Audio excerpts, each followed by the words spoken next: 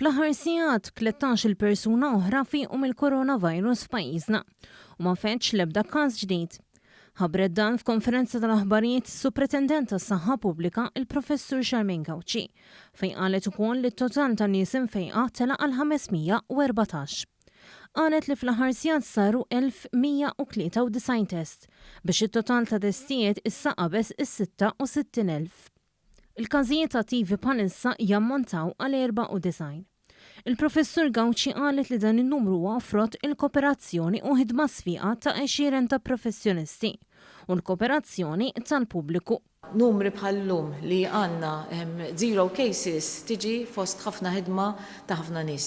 Tiġi wkoll fost responsabilità u disċiplina fost il-pubbliku kollu li nemmen li hemm nies kollha li qegħdin jikkoperaw u anke in-numri li għandna ta' nies li qed jitu l-isptar u anke n-numri ta' mwiet li għandna huwa fost il-ħidma tal-kliniċi kollha li għandna.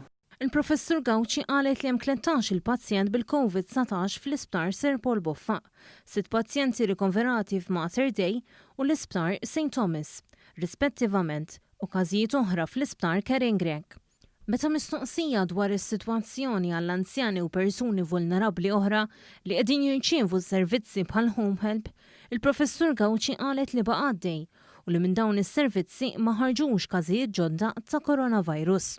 Din is-sitwazzjoni ħadmet anke meta aħna għamilna random testing fuq dawk in-nies li jkunu qed jipprovdu it-testijiet fid-djar tan-nies, aħna sibna li permezz tal-miżuri li huma kienu qegħdin jieħdu ma sibniex każijiet li kienu pożittivi. Allora dak jawgura tajjeb li dawn il-miżuri jkunu qegħdin jgħinu biex persuni ma jiġux trasmessi il-virus għalihom.